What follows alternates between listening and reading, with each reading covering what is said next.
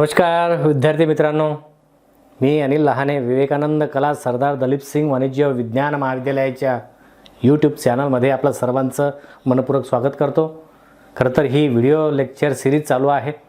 वर्ग 12वीसाठी तुमच्या आवडीचा विषय ग्रंथालयशास्त्राचं हे 5वा भाग तुमच्यासमोर येतो आहे। या भागामध्ये आपण पाहणार आहोत की मागच्या भागामध्ये आपण भारतीय ग्रंथालय संघाबद्दलची माहिती पाहिलेली आहे। ग्रंथालय संघ किती महत्त्वाचे आहे या संदर्भातली माहिती आपण पाहतो आहोत। मागच्या भागात ग्रंथालय संघाबद्दल, भारतीय ग्रंथालय संघाबद्दल आपण माहिती पाहिलेली आहे। आता या भागामध्ये थोडं पुढे जाऊया आणि इतर देशामध्ये असणारी महत्त्वपूर्ण कोणती ग्रंथालय संघ आहेत का? हो आहेत। मग ती कोणती आहेत, त्यांचं काम काय चालते याचा थोडक्यात आढावा आपण या ठिकाणी घेणार आहोत। हा भाग आहे 5वा भाग आहे। या 5व्या भागामध्ये या ग्रंथालय संघाबद्दलची माहिती असणार आहे। जाऊया, सुरुवातीला पाहूया सर्वात प्रथम राष्ट्रीय स्तरावरचे ग्रंथालय संघ।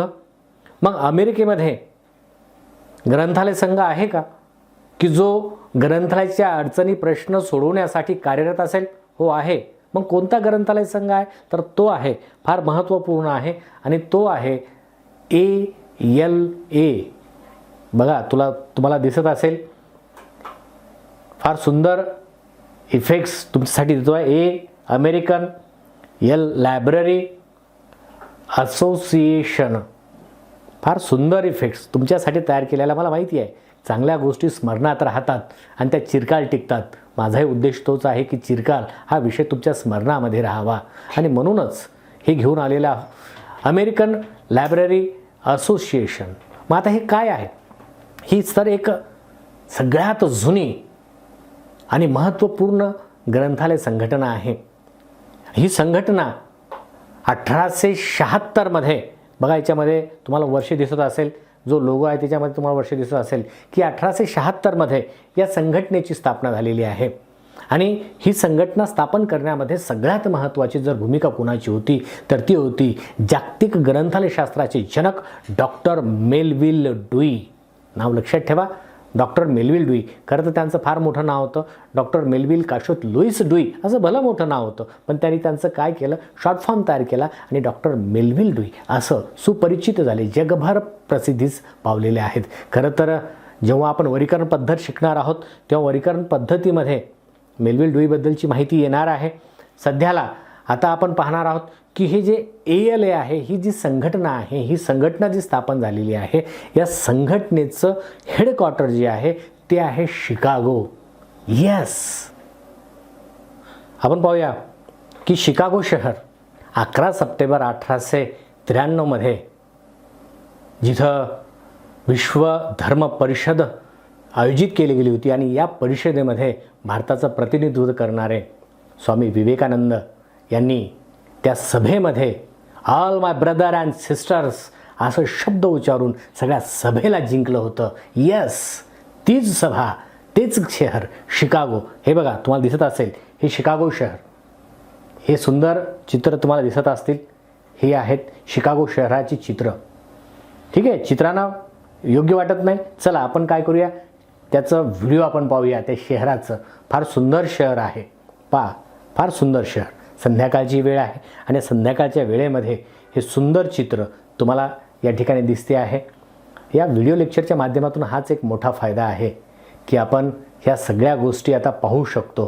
बरोबर आहे, वर्गामध्ये मला हे सांगता येत नव्हतं, पण आता मात्र मी तुम्हाला ही प्रत्येक गोष्ट या ठिकाणी दाखवू शकतो। हे शिकागो शहर, या शिकागो शहराचं सुंदर चित्र आहे।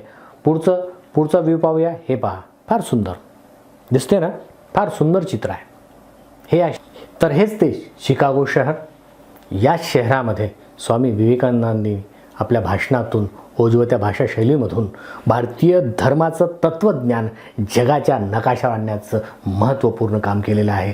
अशा या शहरामध्ये या ALAची मुख्यालय आहे, हेडक्वार्टर्स आहे। मग हे ALA स्थापन करण्यामध्ये सगळ्यात महत्त्वाची जी भूमिका बजावलेली आहे ती आहे डॉक्टर मेलविल ड्यूई। जागतिक ग्रंथालयशास्त्राचे जनक ज्यांना म्हटलं जाते ते आहे डॉक्टर मेलविल ड्यूई। हे मेलविल ड्यूई आहेत। अमेरिकेमध्ये न्यूयॉर्क शहरातील ॲडम सेंटर येथे 10 डिसेंबर 1851ला त्यांचा जन्म झाला। त्यांच्या आईचं वडिलाचं नाव जॉनल आणि इलिझा ग्रीनी डुई या दाम्पत्याच्या पोटी जन्माला आलेलं हे सगळ्यात शेवटचं अपत्य. फार हुशार, फार ब्रिलियंट.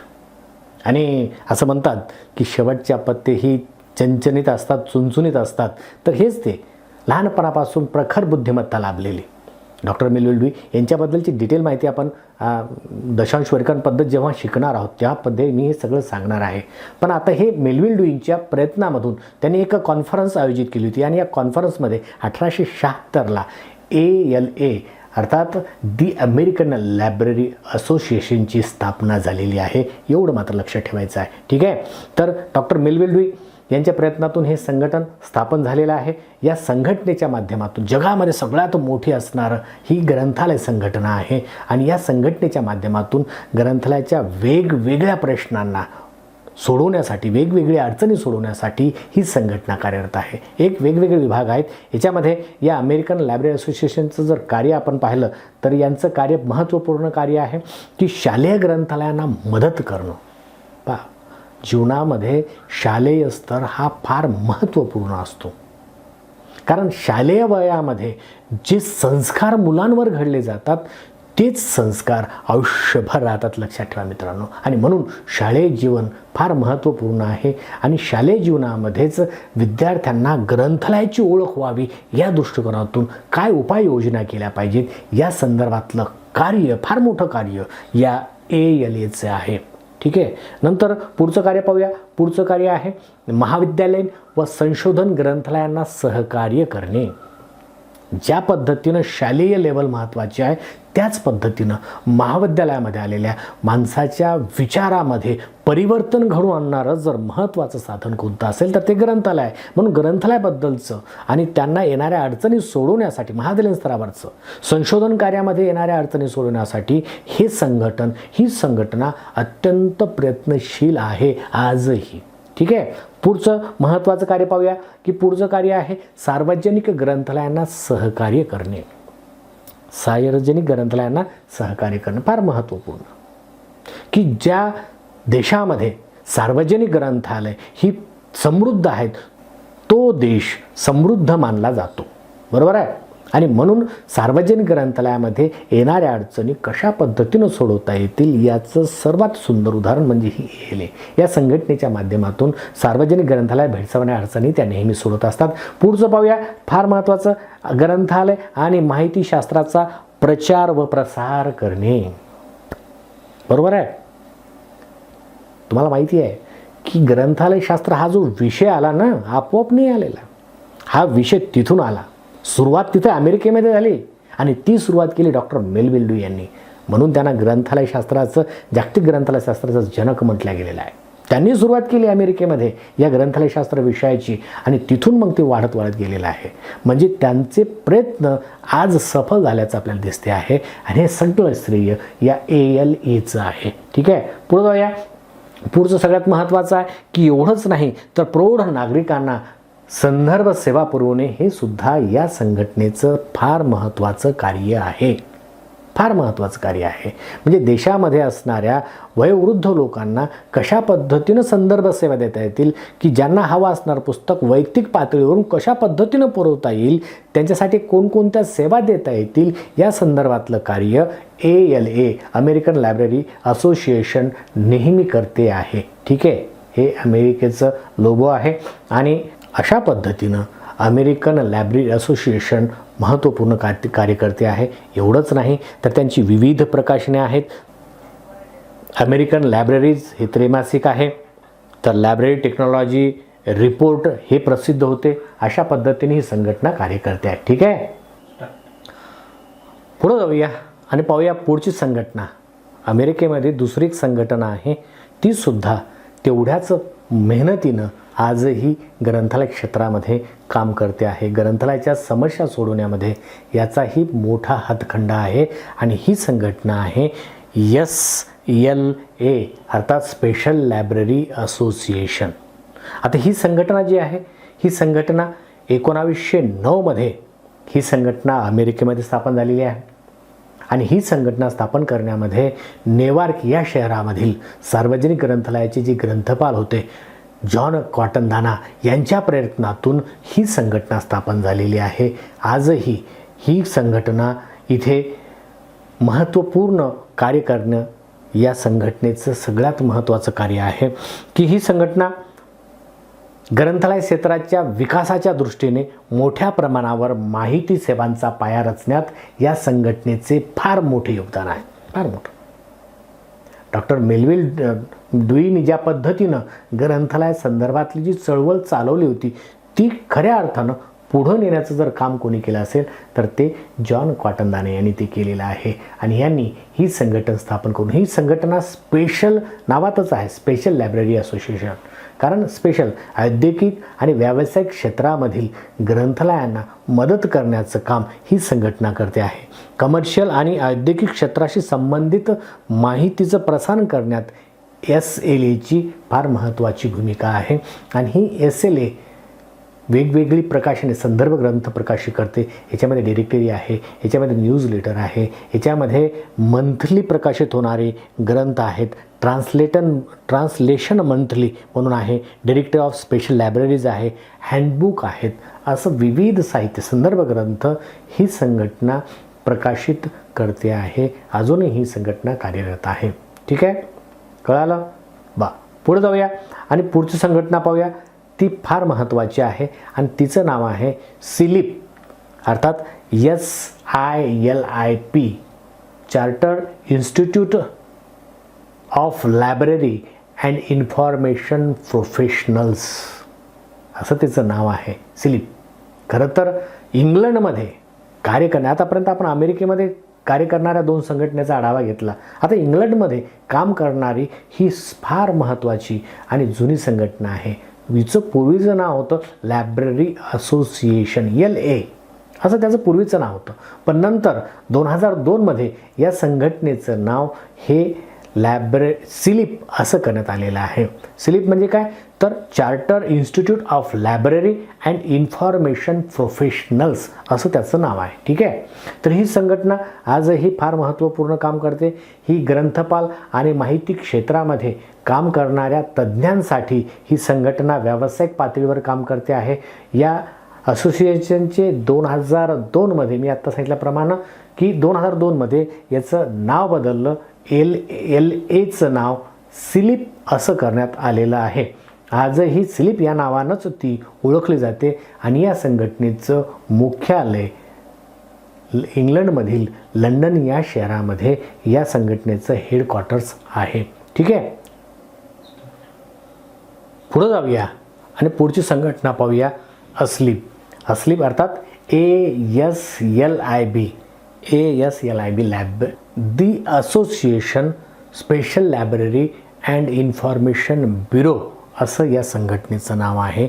इंग्लंडमध्ये काम करणारी ही एक दुसरी फार महत्त्वपूर्ण संघटना आहे. या अस्लीपची स्थापना 1924मध्ये, या अस्लीपची 1924मध्ये स्थापना झालेली आहे. ही संघटना association of special library and information bureau या नावातून जर त्याचं लघुरूप पाहिलं तर ASLIB असं अस्लीप असं लघुरूप तयार झाल्याचं आपल्या निदर्शनास येते आहे. ठीक आहे, नंतर ही संघटना सध्या या संघटनेचं नाव दी असोसिएशन फॉर इन्फॉर्मेशन मॅनेजमेंट हे असं केलेलं आहे. तुम्हाला जर ते नावामध्ये जर पाहत असाल तर तुम्हाला दिसत असेल मॅनेजिंग इन्फॉर्मेशन, अस्लीप आणि खाली दिलेलं आहे मॅनेजिंग इन्फॉर्मेशन. याचा अर्थच आहे सध्याला या संस्थेचंच नाव ते झालेलं आहे दी असोसिएशन फॉर इन्फॉर्मेशन मॅनेजमेंट हे या संघटनेचं सध्याचं नाव आहे. आणि या संघटनेचं मुख्यालय हेडक्वार्टर्ससुद्धा लंडन इथेच आहे. या अस्लीपची उद्दिष्ट काय आहेत याबद्दलची आपण थोडी चर्चा करूया की अस्लीपची उद्दिष्ट आहे, पहिलं उद्दिष्ट फार महत्त्वाचं आहे, औद्योगिक क्षेत्रातील व्यावसायिक संस्थांना संशोधन कार्यात मदत करणे हे या संघटनेचं सगळ्यात महत्त्वाचं उद्दिष्ट आहे. जे औद्योगिक क्षेत्रामध्ये जी ग्रंथालय आहेत त्या ग्रंथालयामध्ये येणाऱ्या अडचणी ज्या आहेत, ज्या समस्या आहेत त्या सोडवण्यासाठी ही संघटना आजही कार्य करते. या संघटनेचा सगळ्यात मोठा जर लक्ष या संघटनेचं कशाकडे असेल तर ते आहे संशोधनावर.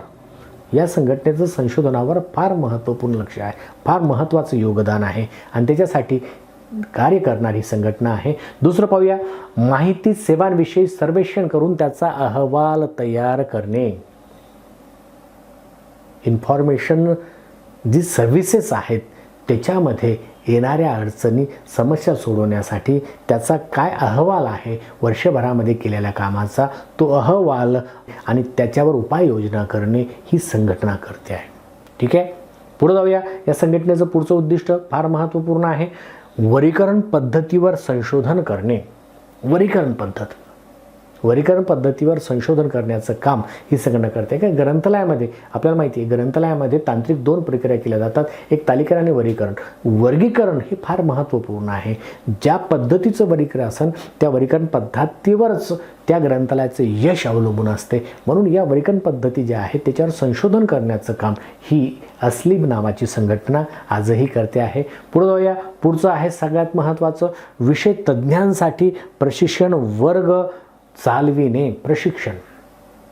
जर एखाद्या घटनेमध्ये जर अडचण येत असतील, समस्या येत असतील, काही नवीन गोष्टी शिकायच्या असतील तर त्यासाठी त्या कर्मचाऱ्यांना प्रशिक्षण देणं फार महत्त्वाचं असते आणि ते प्रशिक्षण वर्ग चालवण्याचं काम ही अस्लीब संघटना करते आहे. ठीक आहे, यानंतर पुढचं पाहूया, निरंतर शिक्षण देणे. मूलाग्रह बदल करण्याचं काम ही संघटना करते की जेणेकरून त्यांच्या ज्ञानाचा उपयोग त्यांना ग्रंथालयीन सेवा देण्यासाठी व्हावा. हा महत्त्वपूर्ण उद्दिष्टे डोळ्यापुढे ठेवून ही संघटना कार्य करते आहे. तर पुढचं आहे भाषांतर सेवा देणे. भाषांतर सेवा, ट्रान्सलेशन. सगळ्यात मोठी जर अडचण कोणती असेल ज्ञान मिळवण्यामध्ये, ज्ञानाचं आदान प्रदान करण्यामध्ये, तर ती आहे भाषांतर. मग भाषांतर करण्याचं काम ही संघटना त्यांच्या पातळीवर करते आहे. एवढंच नाही तर आंतरराष्ट्रीय परिषदा व चर्चासत्रे आयोजित करणे हे सुद्धा या संघटनेचं सगळ्यात महत्त्वाचं उद्दिष्ट आहे. जोपर्यंत ज्ञान हे आपल्याला अद्ययावत करता येत नाही तोपर्यंत येणाऱ्या अडचणी सोडवता येत नाही आणि त्या सोडवायच्या असतील तर आपल्याला या अशा पद्धतीचं कॉन्फरन्स आयोजित करणं, त्याच्यामध्ये सहभाग नोंदवणं गरजेचं असते आणि ही संघटना हे काम मात्र फार पद्धतशीररित्या करते आहे. अशा पद्धतीनं ही अस्लीबची उद्दिष्टे आपल्याला सांगता येतील. ठीक आहे, अशा पद्धतीनं इंग्लंडमध्ये काम करणाऱ्या 2 संघटना कोणकोणत्या, एक आहे अस्लीब आणि दुसरी आहे सिलीब. LAचं नाव सिलीब आहे आणि दुसरे आहे अस्लीब. अशा 2 संघटना इंग्लंडमध्ये आहे. अमेरिकेमध्ये 2 संघटना आहेत, इंग्लंडमध्ये 2 संघटना आहेत. आता भारतामध्ये काही संघटना आहेत का आपण पाहिलं आहे, भारतीय ग्रंथालय संघाबद्दलची आपण माहिती घेतली आहे. परंतु त्या व्यतिरिक्त आणखी काही संघटना भारतामध्ये आहेत का की ज्या त्याच पद्धतीनं कार्य करत आहेत? तर हो आहे. आणि कोणती संघटना आहे तर ती आहे ॲस्लिक. IASLIC, ॲस्लिक अर्थात Indian association of special libraries and information centres नावाची IASLIC ॲस्लिक नावाची ही संघटना जी कोलकात्यामध्ये स्थापन झालेली आहे. 1955मध्ये या संघटनेची स्थापना कोलकात्यामध्ये झालेली आहे आणि कोलकाता शहरामध्ये या संघटनेचा विस्तार होत गेलेला आहे आणि विस्तार होता होता आज भारतभर ही संघटना कार्य करते आहे. ग्रंथालय आणि माहिती सेवा यांचा दर्जा सुधारण्यासाठी ही संस्था महत्त्वपूर्ण कार्य करताना आपल्याला दिसून येत आहे. एवढंच नाही तर विशेष ग्रंथालय, माहिती ब्युरो, प्रलेखन केंद्र यामध्ये सहकार्य निर्माण करण्याकरिता समन्वयक म्हणून भूमिका बजावण्याचं कामसुद्धा ही अस्लिक नावाची संघटना भारतामध्ये करते आहे. ठीक आहे, एवढंच नाही तर विज्ञान, तंत्रविज्ञान या क्षेत्रातील माहिती केंद्र म्हणून ही संघटना कार्य करताना आजही आपल्याला दिसते आहे. ठीक आहे, तसंच या संघटनेचं उद्दिष्ट जी मी तुम्हाला सांगितलं की संघटना कोणतीही संघटना असो की ग्रंथालय संघटना स्थापन होण्यासाठी त्याच्यामध्ये काहीतरी उद्दिष्ट ठरलेले असतात. त्या उद्दिष्टानुसार ही संघटना कार्य करत असते. इथं सुद्धा अस्लिकची काही उद्दिष्ट आहेत. ती कोणकोणती आहेत ती आपण पाहूया. नंबर 1, ही संघटन वाचन साहित्याचं संकलन, व्यवस्थापन आणि प्रसारण करणं हे या संघटनेचं सगळ्यात महत्त्वाचं कार्य आहे. ग्रंथालय ही संकल्पना कशी उदयास आली हे आपण मागे पाहिलेलं आहे की ग्रंथालय आपोआप निर्माण झालं नाही, तर ते जतन, ग्रंथ जसजसे जतन होत गेले, जसजसं त्याच्यामध्ये भर पडत गेला, तशा पद्धतीनं ग्रंथालयाचा दर्जा सुधारत गेलेला आहे. इथं सुद्धा संघटनेनं तेच महत्त्वपूर्ण उद्दिष्ट डोळ्यापुढे ठेवलेलं आहे की ग्रंथांचा संग्रह करणे, त्याचं संकलन करून त्याच्याचं मॅनेजमेंट करणे आणि ती ग्रंथ वाचकांना वाचण्यासाठी देण्यासाठी ती ग्रंथ वाचकांच्या समोर आणणं, प्रसारण करणं हे या संघटनेचं महत्त्वपूर्ण उद्दिष्ट मानलं गेलेलं आहे. दुसरं सुंदर इफेक्ट्स आहे. विशेष ग्रंथालय आणि माहिती केंद्र यांच्याकरिता संशोधन केंद्र म्हणून कार्य करण्याचं काम हे संघटन करते आहे. विशेष ग्रंथ, स्पेशल लायब्ररीज म्हणतो आपण. लायब्ररीचे आपण प्रकार आखलेला पाहिलेले आहेत. राष्ट्रीय ग्रंथालय, सार्वजनिक ग्रंथालय, एज्युकेशन लायब्ररी आणि स्पेशल लायब्ररी. स्पेशल लायब्ररी म्हणजे विशेष ग्रंथालय. या विशेष ग्रंथालयामध्ये संशोधनपर कार्य फार मोठ्या प्रमाणात चाललेलं असते आणि या संशोधनपर कार्यामध्ये महत्त्वपूर्ण भूमिका माहिती पुरवण्याचं काम, इन्फॉर्मेशन, डेटा पुरवण्याचं काम हे संघटना आजही करताना दिसते आहे. ठीक आहे, पुढचं उद्दिष्ट पाहूया. ग्रंथालय, प्रलेखन केंद्र, माहिती यांना मदत करणे हे सुद्धा या संघटनेचं सगळ्यात महत्त्वाचं उद्दिष्ट आहे. एवढंच नाही तर विशेष ग्रंथालय आणि माहिती केंद्र यांच्यामध्ये समन्वयकाची भूमिका निभावण्याचं कामसुद्धा करते आहे. ग्रंथालय आहे, ग्रंथालयामध्ये अनेक ग्रंथ आहेत, त्या ग्रंथामध्ये असणारी अनेक माहिती आहे आणि माहिती केंद्राला हवी असणारी माहिती, त्या ग्रंथालयातली माहिती केंद्रांना पुरवण्याचं, इन्फॉर्मेशन देण्याचं, डेटा देण्याचं काम या संघटनेच्या माध्यमातून फार मोठ्या पद्धतीनं होताना दिसते आहे.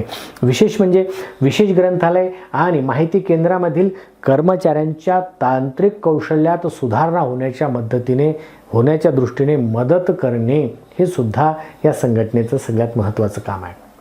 माहिती केंद्रामध्ये जी तांत्रिक दृष्टीनं जी कर्मचारी काम करतात त्यांना ज्या काही अडचणी येत असतील, काम करत असताना तांत्रिक अडचणी येत असतील, तर त्या तांत्रिक अडचणी सोडवण्याचं कामसुद्धा हे ॲस्लिक ही संघटना करते आहे. एवढंच नाही, सुंदर ग्रंथालयीन सेवेचा दर्जा सुधारणे, पाहिलं ना, ग्रंथालयीन सेवेचा दर्जा सुधारणे हे सुद्धा हे संघटनेचं काम आहे.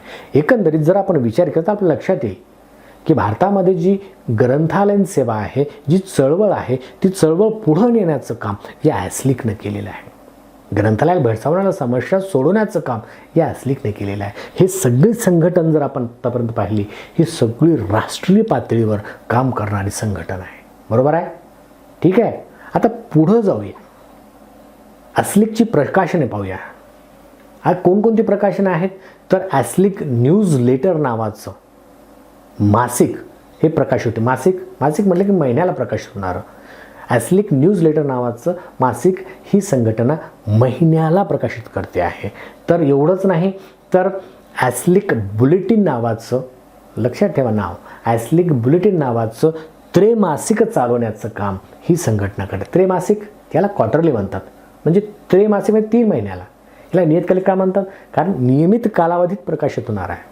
जसं न्यूज लेटर हे मासिक आहे, मासिक म्हणजे महिन्याला प्रकाशित होणार, त्रैमासिक म्हणजे 3 महिन्याला प्रकाशित होणार. बरोबर आहे. तर नंतरचं आहे ते म्हणजे इंडियन लायब्ररी सायन्स ॲब्स्ट्रॅक्ट नावाचं वार्षिक आहे. हे वर्षाला प्रकाशित होते आणि ही प्रकाशनं ॲस्लिकची आजही चालू आहे. ठीक आहे, इथं आपण राष्ट्रीय पातळीवरची ग्रंथालय संघ संपलेले आहेत. पुढे जाऊया आणि पुढची संघटना पाहूया. आंतरराष्ट्रीय स्तरावरची काम करणारी ग्रंथालयीन संघटना आहेत का? भरपूर आहेत. त्यापैकी काही मोजक्या संघटनेचा आपण आढावा, एक ओझरती ओळख या ठिकाणी करणार आहोत. तर आंतरराष्ट्रीय पातळीवर काम करणारी जर संघटना कोणती असेल तर पहिलं नाव डोळ्यापुढे येते आणि ते म्हणजे इफ्ला. इफ्ला दिसत असेल तुम्हाला? Yes, international federation of library association. फार सुंदर इफेक्ट आहे. हे इफ्लाचा लोगो आहे. ठीक आहे, ही संघटना 10 सप्टेंबर 1927 मध्ये स्कॉटलँडमधील एडिनबर्ग येथे ग्रंथालय कर्मचाऱ्यांची एक परिषद भरल्या गेली आणि या परिषदेमध्ये पूर्ण जागतिक पातळीवर ग्रंथालयाच्या संदर्भात अडचणी सोडवणारी एखादं संघटन असावं हा विचार पुढे आला आणि या विचारातून ही संघटना स्थापन झालं. म्हणून या संघटनेची स्थापना वर्ष 10 सप्टेंबर 1927 असं मानलं गेलेलं आहे. ठीक आहे.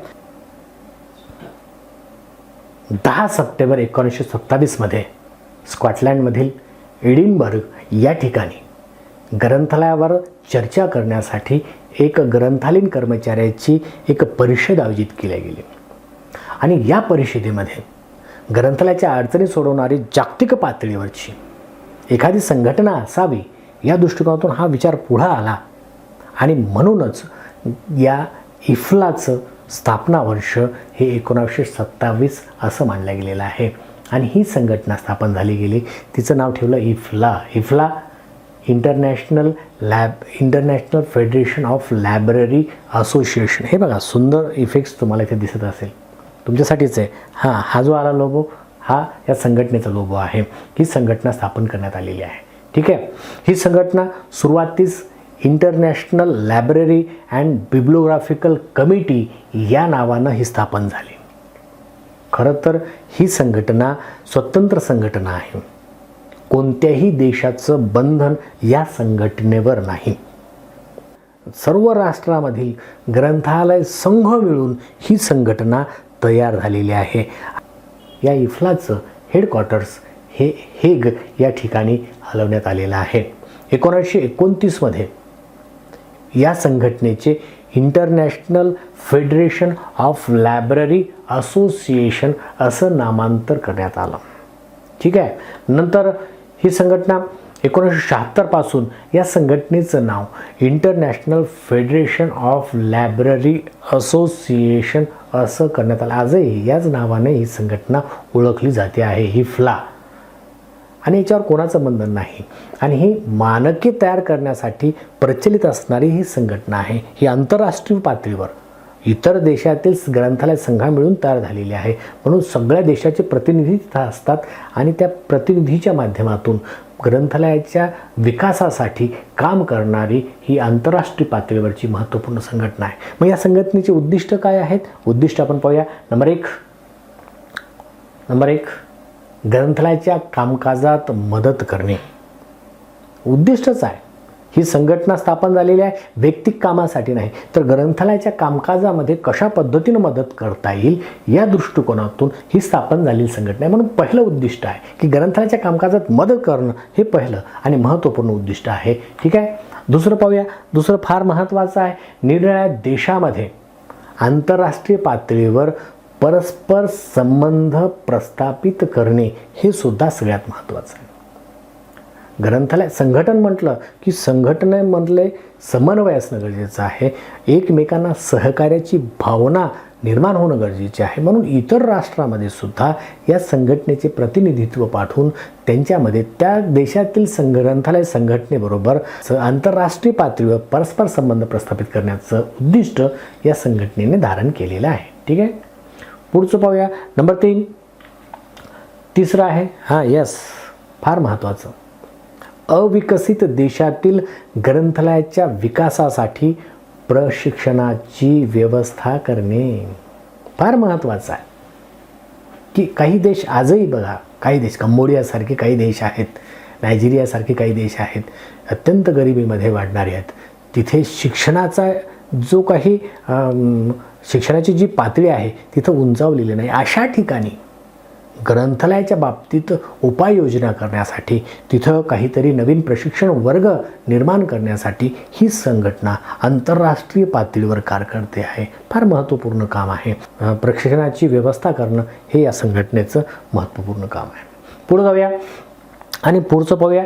ग्रंथालय विकास, दुर्मिळ माहितीचं जतन, मानक निर्मिती, कॉपीराईट संदर्भात मार्गदर्शन करण्याचं कामसुद्धा ही संघटना करते आहे.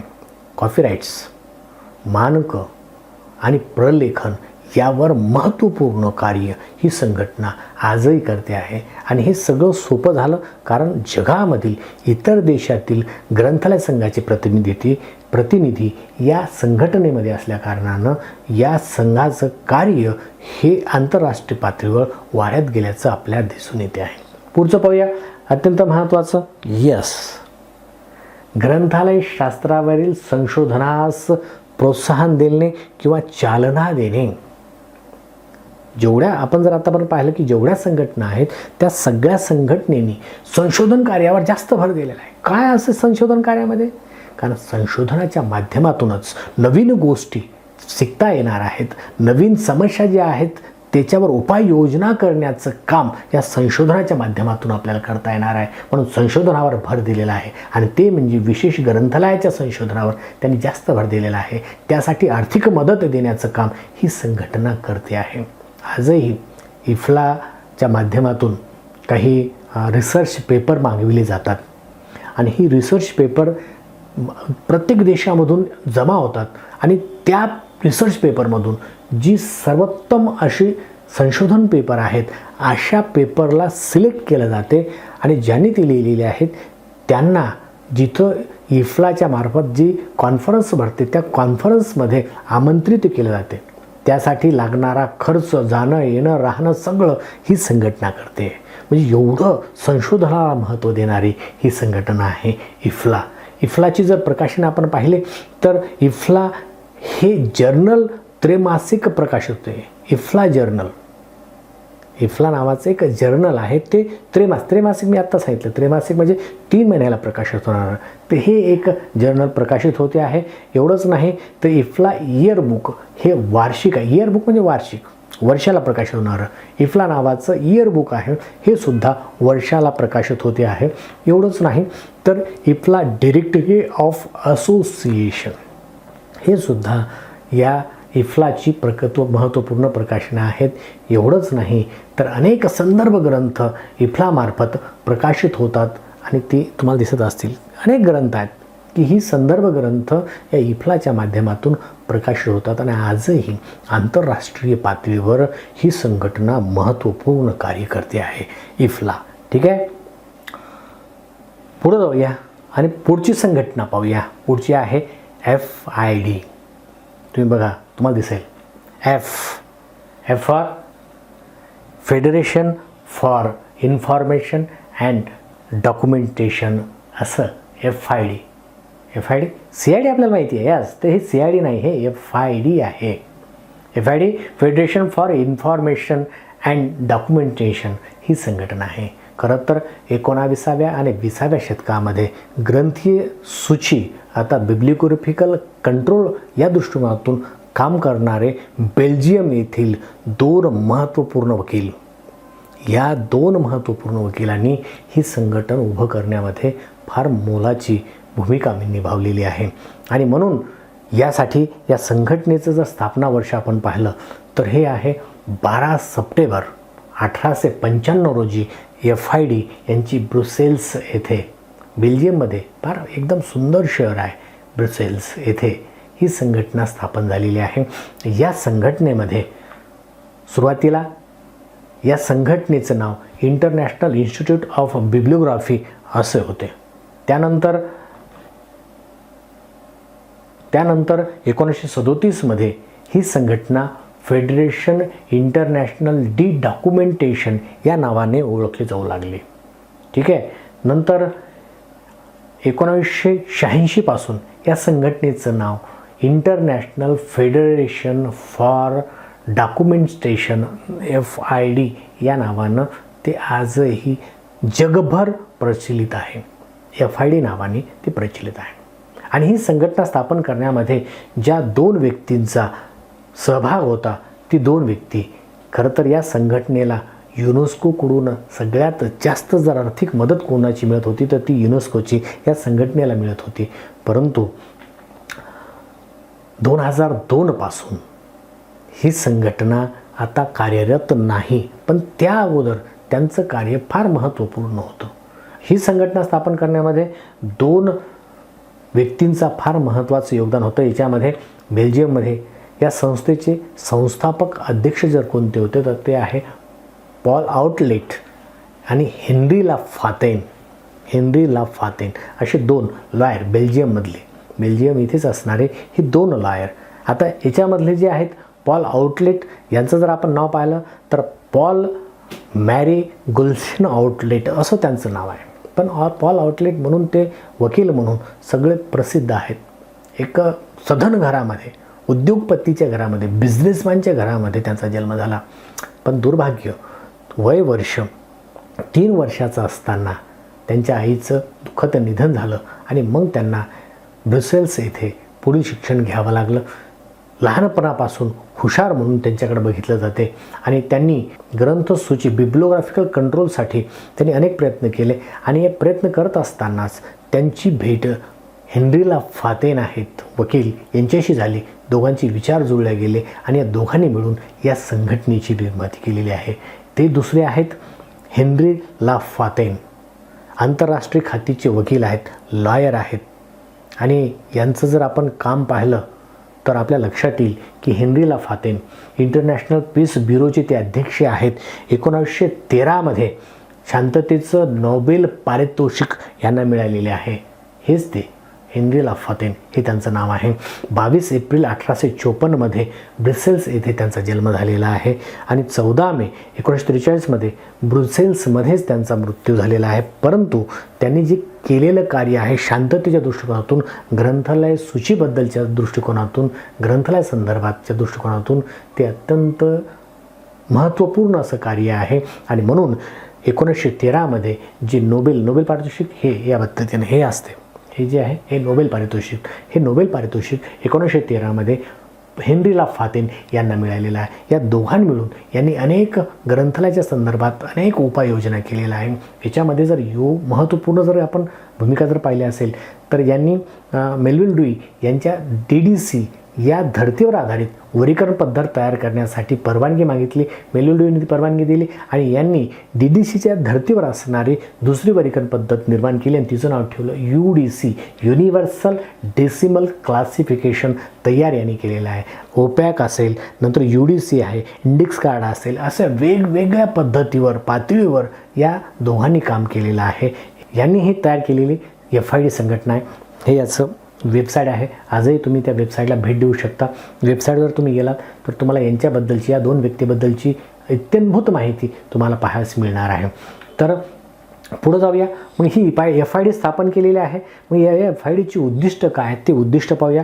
तर या संघटनेचं पहिलं उद्दिष्ट सगळ्यात महत्त्वाचं आहे आणि ते म्हणजे प्रलेखनासाठी कार्यरत असणारा प्रत्येक विभाग नेटवर्कच्या साहाय्याने एकमेकांशी जोडता यावा, यासाठी आंतरराष्ट्रीय पातळीवर जाणवणारं भाषेचा अडसर दूर करण्याचं पहिलं उद्दिष्ट या संघटनेने स्थापन केलेलं आहे. फार महत्त्वपूर्ण आहे की जर ग्रंथालयाचं जाळं निर्माण करायचं असेल, इतर देशातील ग्रंथालय संघटना जोडायच्या असतील तर इतर देशातील ग्रंथालय संघाशी असणारा जो संवाद वाढवायचा असेल तर भाषेचा अडसर आहे आणि हा भाषेचा अडसर दूर करण्यासाठी सगळ्यात महत्त्वाचं योगदान या संघटनेने दिलेलं आहे. फार महत्त्वपूर्ण आहे. ठीक आहे, पुढे जाऊया. पुढचं उद्दिष्ट पाहूया. नंबर 2, प्रलेखनाच्या संदर्भात संशोधन कार्यास प्रोत्साहन देणे. हे सुद्धा सगळ्यात महत्त्वाचं. आतापर्यंत जेवढ्या संघटना पाहिल्या त्या सगळ्यांचं काम तेच आहे की संशोधन कार्याला प्रोत्साहन देण्याचं, येणाऱ्या अडचणी सोडवण्याचं. हे सुद्धा या संघटनेसुद्धा फार महत्त्वाचं काम केलेलं आहे. 2002 पासून ती संघटन कार्यरत नाही, तो भाग वेगळा. पण 2002 पूर्वी युनेस्को या संघटनेला आर्थिक मदत, मोठ्या प्रमाणावर आर्थिक मदत करत होतं. या संघटनेचं पुढचं उद्दिष्ट पाहूया. पुढचं उद्दिष्ट आहे प्रलेखनासाठी कार्यरत असणारा प्रत्येक विभाग नेटवर्कच्या साह्याने एकमेकाशी जोडणं. हे सुद्धा या संघटनेचं सगळ्यात महत्त्वाचं कार्य आहे. नेटवर्क तयार करण्याचं काम या संघटनेने केलेलं आहे. अनेक संघांना जोडण्याचं काम या संघटनेने केलेलं आहे, FIDने. ठीक आहे, पुढचं पाहूया. पुढचं उद्दिष्ट फार महत्त्वाचं आहे आणि पुढचं उद्दिष्ट आहे आणि ते म्हणजे या क्षेत्रामध्ये कार्यरत असणाऱ्या संस्थांमध्ये समन्वय साधणं.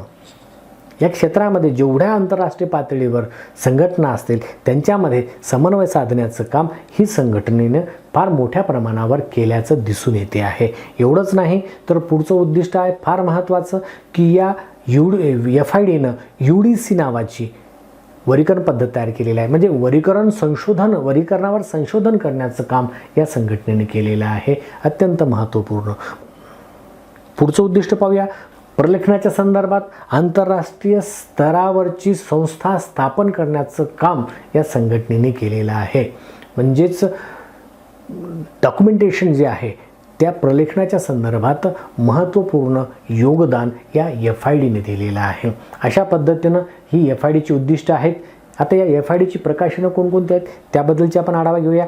तर ही FID ग्रंथसूची तयार करणं या FIDचं सगळ्यात महत्त्वाचं आणि पहिलं काम आहे. अनेक ग्रंथ प्रकाशित करतात पण त्यामागे ग्रंथसूची प्रकाशित करणं हे सूची तयार करणं हे या FIDचं फार महत्त्वाचं काम आहे. एवढंच नाही तर तुम्हाला मी आत्ता सांगितलं UDC युनिवर्स डेसिमल क्लासिफिकेशन तयार करण्याचं काम याच संघटनेने केलेलं आहे. UDC बरोबर आहे. तर ते एवढंच नाही तर FID न्यूज लेटर नावाचं प्रकाशन होते आहे. तेवढंच नाही तर FID डिरेक्टरी नावाची त्यांनी डिरेक्टरीही तयार केलेली आहे. अशा पद्धतीनं अनेक संदर्भ ग्रंथ प्रकाशित करण्याचं काम या FIDनं केलेलं आहे. ठीक आहे. म्हणजे आतापर्यंत आपण राष्ट्रीय पातळीवरची ग्रंथालय संघ, आंतरराष्ट्रीय पातळीवरची ग्रंथालय संघ या संघाची कामं, त्यांची प्रकाशनं, त्यांची उद्दिष्ट याचा आपण आढावा घेतलेला आहे. ठीक आहे. इथं थांबूया. तोपर्यंत नेहमी सांगतो असंच घरीच राहा, सुरक्षित राहा. धन्यवाद.